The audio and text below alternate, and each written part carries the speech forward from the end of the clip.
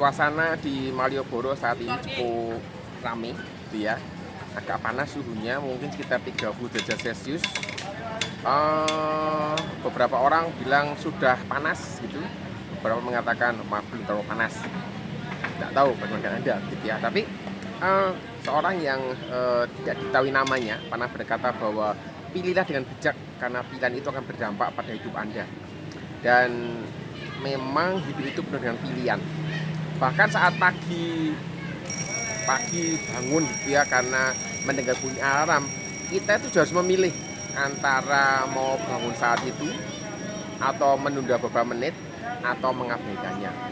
Kalau mau menunda beberapa menit, mau berapa menit nundanya? 5 menit, 10 menit, 15 menit, setengah jam, 1 jam. Nah, itu sudah membuat banyak keputusan.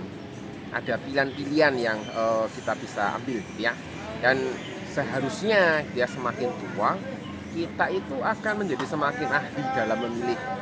Tetapi kadang ceritanya agak berbeda gitu ya.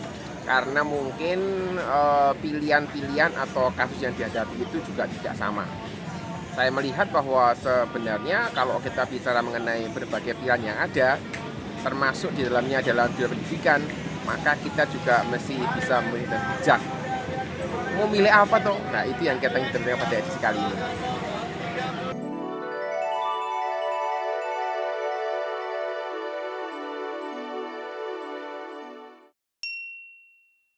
Bagaimana sih memilih dosen pembimbing buat skripsi? Ini menjadi masalah klasik yang dihadapi oleh banyak mahasiswa ketika mereka mungkin semester 6 gitu, atau semester 7 sudah memasuki semester berikutnya, sudah siap-siap mau skripsi gitu, kemudian sudah nemu topiknya misalnya, kemudian bingung gitu ya memilih pembimbing yang seperti apa. Menurut saya ini termasuk pertanyaan yang gampang-gampang sulit gitu ya. Gampang karena memang milihnya itu sebenarnya tak terlalu sulit. Sulit karena memang kadang ada kasus yang membuat kita sulit untuk menetapkan. Dan memilih dan membimbing itu akan berdampak pada proses pembuatan skripsi. Sehingga kalau milihnya tepat, mungkin pembuatannya lancar, banyak hal yang dipelajari. Kalau milihnya salah, mungkin bisa nangis bombay gitu ya, gara-gara memilih dengan tidak tepat. Ada banyak hal yang mempengaruhi hal ini. Oleh karena itu nanti kita akan bicarakan sesuatu gitu ya, supaya Anda juga bisa lihat apa sih yang sebenarnya perlu dipertimbangkan ketika memilih dosen pembimbing buat skripsi tadi. Ya, kawasan Malioboro masih ramai sekali. Panasnya sudah mulai berkurang. Lumayan tadi masuk pasar Beringharjo berkeringat, jadi tidak terasa pilis. Kita lanjutkan. Sebenarnya pemilihan dalam bimbing itu tergantung dari orientasi Anda.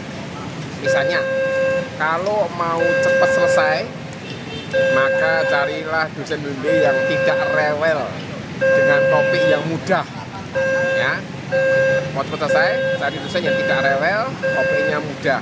Tidak rewel itu tidak minta macam-macam, tidak terlalu ketat, gitu ya. Standar penulisannya tidak terlalu tinggi, standar pengolahan data tidak terlalu aneh-aneh, data visualisasi datanya kalau mau digrafikan itu juga standar-standar saja gitu. Dan dalam hal ini kemungkinan besar gitu ya, nilainya tidak bisa terlalu tinggi karena mungkin proses bimbingannya yang tidak terlalu baik. Itu pendapat saya. Ada kemungkinan juga Anda tidak akan menguasai materinya dengan baik karena ketidakrelevan itu tadi bisa membuat beberapa materi terlewatkan. Jadi karena ya itu prosesnya terlalu sederhana, maka mungkin tidak terlalu bagus prosesnya. Dan edisi ini gitu ya, membahas pemilihan dan bimbing dengan orientasi penguasaan ilmu dan proses bimbingan yang berkualitas. Jadi kalau Anda itu berorientasi cepat selesai, pokoknya cari yang mudah dan sebagainya, silakan lewati, tinggalkan videonya mulai detik ini aja. Sekarang saya berada di Rasa Madu Heritage yang terletak di Colomadu di daerah Karanganyar, perbatasan antara Surakarta dan Kartasura, jadi bolak-balik gitu ya. Yang pertama, carilah orang yang mau mengarahkan Anda. Dan sebenarnya kalau kita bicara mengenai mengarahkan gitu ya, artinya itu Anda itu dibimbing untuk menemukannya sendiri. Lebih mudah buat prosesnya, lebih mudah itu kasih tahu aja langsung gitu, nggak perlu dibimbing. Karena membimbing itu berarti harus menyesuaikan dengan kemampuan yang dibimbing, um, pengetahuan sebelumnya seperti apa, pengalamannya bagaimana, mungkin perlu baca ini, perlu baca itu gitu ya. Tapi kalau memberitahu itu langsung diberitahu, dia langsung dapat gitu ya. Dan dosen yang seperti ini gitu ya, itu menolong Anda jadi pribadi yang bisa berkembang dan terus belajar. Artinya proses yang disediakan itu membuat Anda bisa menjadi pembelajar yang mandiri, pembelajar yang bisa diri sendiri, bisa berkembang sendiri. Ini menjadi sebuah keuntungan tersendiri. Itu yang saya pikirkan. Dan sebenarnya gitu ya, orang yang mengarahkan biasanya adalah orang yang sabar, karena mereka telah memilih jalan yang lebih sulit daripada sekedar memberitahu langsung. Dan ini ide besarnya adalah menolong mahasiswa dan bukan mempersulit mahasiswa. Itu yang mesti catat baik-baik ya. Kriteria kedua, carilah orang yang mencintai ilmunya. Saya mengatakan bahwa tidak semua orang itu mencintai ilmu yang ditekuninya. Dan orang yang mencintai ilmu yang ditekuninya, dia itu biasanya punya karakteristik terus mau belajar, terus mau mengembangkan diri, tidak mudah menyerah, sumber belajarnya banyak gitu ya. Dan ide untuk tidak mudah menyerah ini biasanya itu bisa ditularkan ke mahasiswa bimbingannya, memberikan semangat belajar yang baru, memberikan semangat untuk terus maju, tidak mudah menyerah, semangat untuk terus mau berkembang. Dan biasanya orang yang mencintai ilmunya adalah orang yang punya wawasan yang juga luas.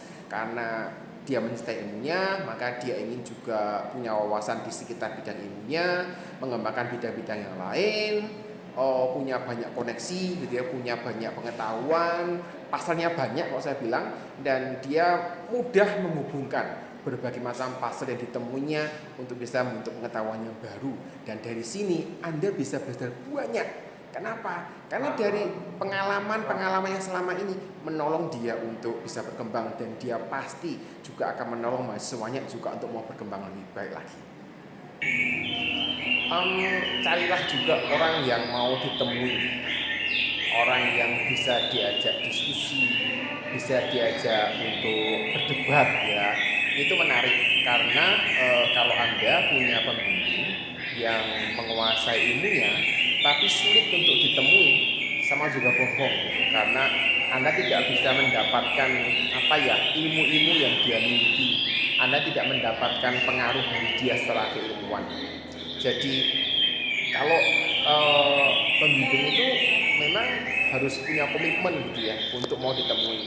Jadi kalau ada mengatakan oke, saya mau membimbing kamu, tapi dia tidak mau ditemui, ya susah gitu ya. Setidaknya mesti punya jam ketemu seminggu sekali.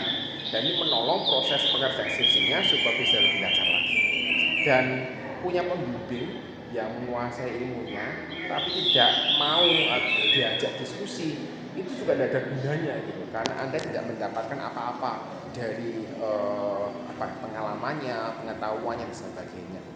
Dan proses bimbingan itu sejatinya adalah diskusi kok antara mahasiswa dan pembimbingnya. Ketika mahasiswa itu bimbingan, maka sebenarnya dia itu sedang mendiskusikan apa yang dia pikirkan, apa yang dia mengerti, apa yang dia baca, apa yang dia pahami dari ilmu yang dimilikinya, dan kemudian mencoba mencocokkannya dengan pandangan dosennya. Mungkin ketika ada perbedaan pandangan, tapi disitulah kedua pihak bisa saling belajar, saling memberitahu, dia saling mengoreksi.